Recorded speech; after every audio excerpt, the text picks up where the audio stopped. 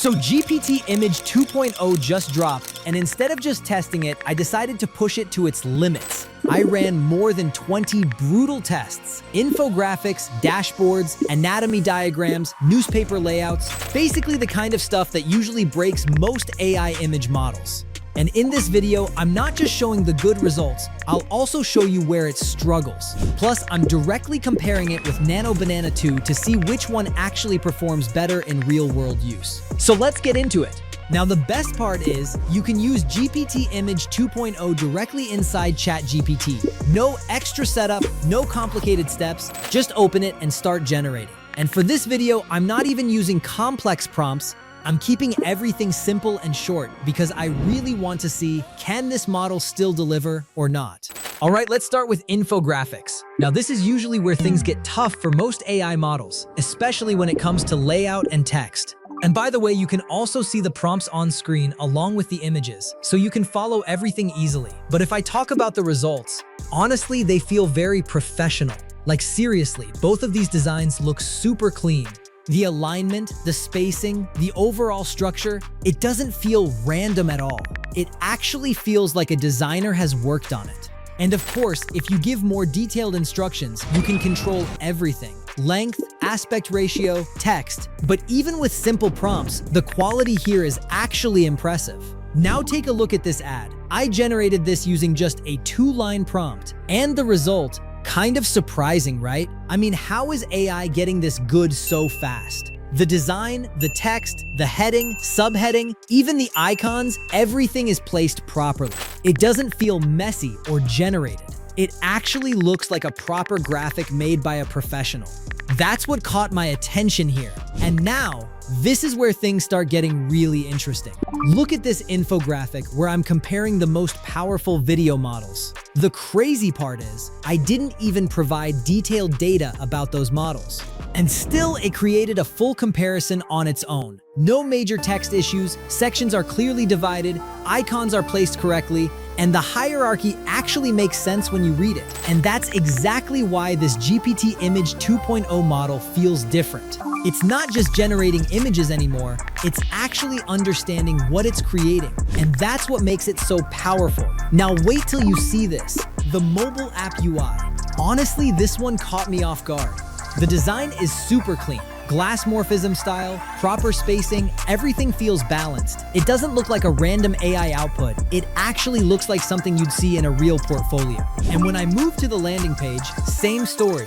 Proper grid layout, hero section, features, pricing, CTA, it all follows a logical structure. I'm not even joking. I could literally hand this over to a developer as a wireframe and they could start building from it right away.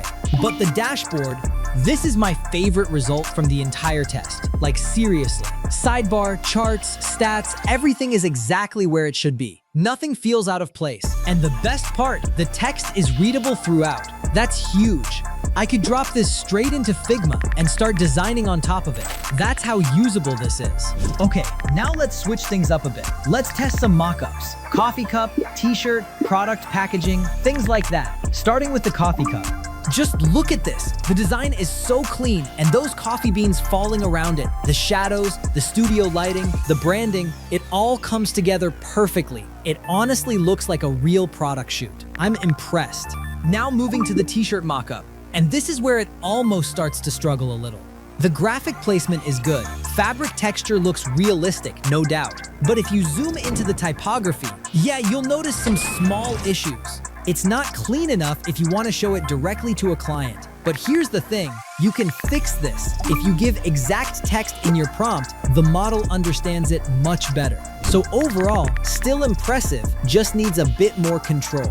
Now check out the product packaging for these headphones. This one, wow, it actually looks like a real premium box you'd see in a store. Clean design, proper layout, everything feels polished. And when I zoomed into the text, I didn't notice any major issues at all. Honestly, I'd rate this a solid 10 out of 10. This genuinely blew my mind. Then I tried the same prompt in Nano Banana 2, and the result honestly shocked me. GPT Image 2.0 just completely outperformed it. Especially when it comes to text and structure, there's a clear difference. At least in these tests, it didn't even feel like a close competition. Anyway, let's move forward and try something even more challenging. Now take a look at this comic book. Just look at how solid these pages are designed. 4 panels, same character throughout, and honestly, that's where it usually breaks for most models. But here, the face stays mostly consistent across panels, which is actually very hard to pull off. And just think about it, with a single prompt, you can generate an entire comic book like this. It's kind of crazy how easy things are becoming now. All right, now moving to the next test, newspaper design. And honestly, I wasn't even sure how this would turn out. Newspaper layouts are one of the hardest things for AI. You've got columns, headlines, body text, hierarchy, all at the same time. Usually everything just falls apart. So I generated another version by slightly tweaking the prompt, this time placing the newspaper on a wooden table. And this result, again, really impressive. Even with so many headlines, subheadings, and blocks of text, I didn't notice any major spelling issues or broken text. That's rare. I've tested the same thing in Nano Banana 2, and every single time, it might look okay from a distance, but the moment you zoom in, everything falls apart.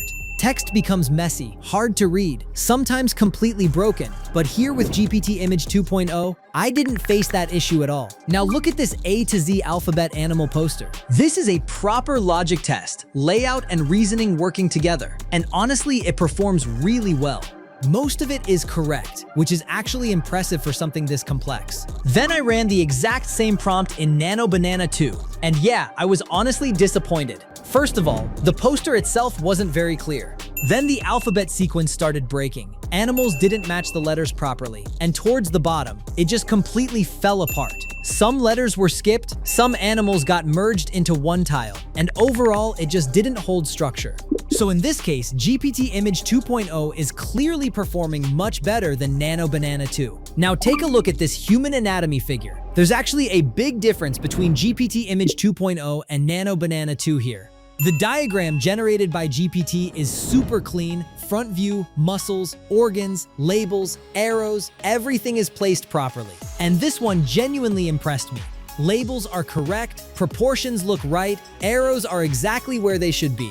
For something like educational content or explainer videos, you could honestly use this directly. I didn't expect it to be this clean. Seriously, this is amazing. And now, wait till you see this movie poster. Just look at the lighting, the composition, the title placement.